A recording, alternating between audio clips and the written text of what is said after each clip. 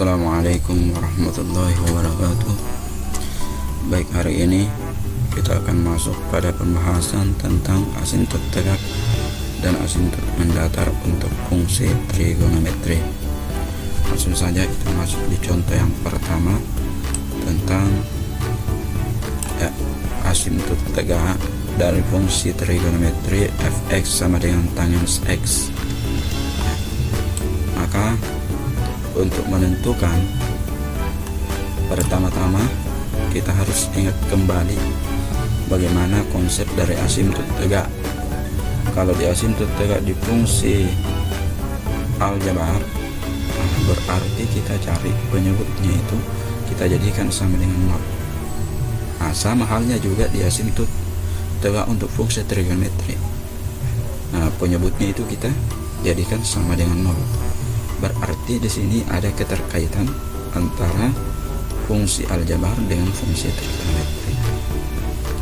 Yang perlu dipahami di fungsi trigonometri itu, ingat kembali materi tentang persamaan trigonometri. Saya ingatkan di sini. Jadi kalau fungsi tangans x itu ingin dicari asintut tegaknya, ingat bentuk cos x sama dengan cos theta, di mana x-nya di sini sama dengan plus minus theta ditambah dengan k dikali 2pi. Jadi kebanyakan kita akan arahkan ke bentuk radiannya jadi radian daripada sudut-sudut istimewa itu kita. Yang perlu dipahami di fungsi trigonometri itu, ingat kembali materi tentang persamaan trigonometri. Saya ingatkan di sini, di mana x-nya di sini sama dengan plus minus theta ditambah dengan k dikali 2pi. Jadi kebanyakan kita akan arahkan ke bentuk radiannya jadi radian daripada sudut-sudut istimewa itu kita harus ingat kembali. Nanti akan ada pada pembahasan saya akan atau kita akan tuliskan tabel-tabel tentang fungsi radian dari sudut-sudut istimewa, bentuk radian dari sudut-sudut istimewa. Oke, lanjut.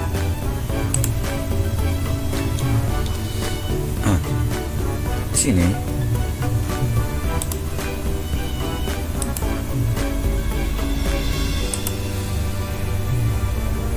di sini perlu kita ketahui bahwa AK ini merupakan bilangan bulat, mulai dari 0, 1, 2, 3. Jelas, ingat kembali materi tentang persamaan trigonometri. Langsung saja di tangans x nya ini, yang ini itu kita ubah jadi tangans x nya kita ubah menjadi seper ini sin x per cos x. Ingat kembali materi tentang identitas trigonometri berarti menjadi penyebutnya di sini itu adalah cos x. Itulah kenapa kita perlu ingat materi ini. Maka di sini penyebutnya bernilai 0, maka cos 0 cos x sama dengan 0 setelah itu cos x sama dengan cos 0 nya kita ganti. Ini adalah aturan dari persamaan trigonometri. Di ruas kiri itu ada persamaannya, dan ruas kanan kita ubah menjadi bentuk cos seperti cos x itu sudah ruas kiri sudah berbentuk cos. Ini yang 0 yang kita ubah menjadi bentuk cos juga, berarti cos pi per 2. Kapan nilai x itu jadi 0? Pada saat kapan cos itu jadi 0 pada saat cosnya itu sama dengan pi per 2. Pi per 2 itu kan 90, jadi cos 90 itu nanti akan jadi 0. maka nilai X nya di sini sama dengan plus minus pi per 2. Nah, kita ganti, nah ini theta ya, jadi tetanya itu yang ini ya. Nah, theta per 2 ditambah K kali 2pi. Nah, maka asimptot tegak ya, jadi artinya persamaan asimptot tegaknya itu adalah X sama dengan plus minus pi per 2 tambah K kali 2pi, dimana K itu adalah bilangan bulat. Oke, nah kita lanjut sekarang di contoh kedua. Nah di sini contoh kedua masih yang dicari adalah asimptot tegak dari fungsi trigonometri. Nah, oke, selanjutnya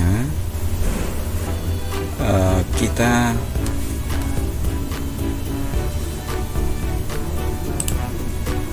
bahas ya. Nah, misalkan tentukan persamaan asimptot tegak dari fungsi trigonometri fx sama dengan 1 kurang sin x per 2 kali sin x tambah 1. Nah, ingat kembali asimptot tegak. Nah, ini kan dia bentuk fungsi sin ya, bentuk sin ya, maka ingat persamaan untuk sin, mana sin x sama dengan sin theta, yaitu x sama dengan theta tambah k kali 2pi, dan x sama dengan pi kurang theta tambah k kali 2pi. Nah, di sini ada dua nilai x nya. Kalau yang tadi itu cuma plus minusnya saja, kalau ini dia dua gitu ya. Nah, berarti kembali penyebutnya itu disamadegankan dengan 0, berarti penyebutnya di sini kan 2 sin x tambah 1. Nah, sama dengan 0 kan. Nah, maka 2 sin x sama dengan min 1 ya. Nah, min 1 itu diambil dari plus 1, nah, pindah ke kanan berarti minus 1. Maka sin x sama dengan ini yang 2, kita pindahkan kembali, yang tadinya dia perkalian, dia pembilang di ruas kiri, pindah ke kanan, jadi penyebut ya. Nah, jadi penyebut di sini. Berarti sin x sama dengan sin 7pi per 6. Jadi nilai sin itu akan jadi minus 1/2 jika berada di sudut 7pi per 6 ya. 7pi per 6. Ini 7pi per 6 itu adalah sin berapa? Kita bisa lihat di tabel nantinya ya. Oke. Nah, kalau kita cari ya, jadi kalau kita cari di sini maka sin 7pi per 6 itu sama dengan sin 210 ya. Nah, jadi nanti kalau sin 210 maka nilainya itu adalah minus 1/2 itu ya. Maka di sini kita peroleh x nya di situ ada 2, x yang pertama sama dengan jadi ini bukan atau ya dan dan ya.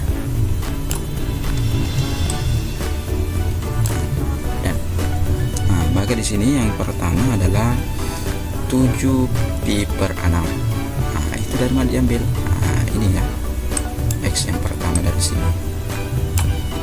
Nah, berarti 7pi per 6 itu diambil dari nilai tetanya tambah k kali 2pi atau dan ya. Dan x yang kedua adalah x dikurang 7pi per 6 ditambah k kali 2pi.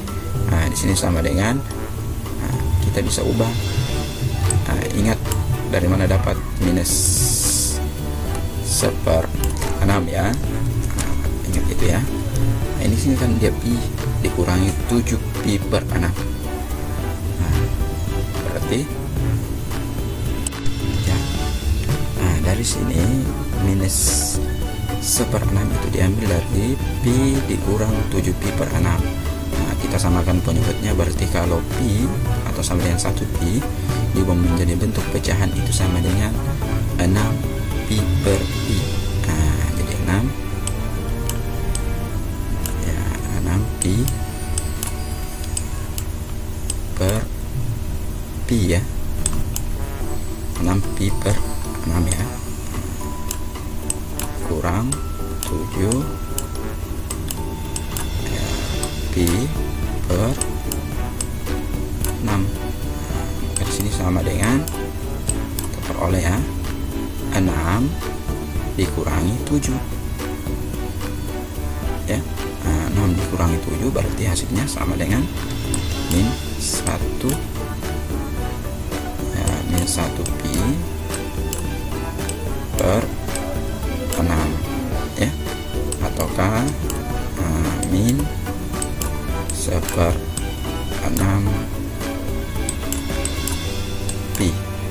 Nah, seperti itu konsepnya. Nah, ini saya cuma ulangi saja, mungkin ada Anda yang lupa, tapi saya yakin semuanya sudah paham tentang materi ya, pengurangan pecahan ya. Pengurangan pecahan berarti di sini dapat min seper 6 pi tambah k kali 2 pi.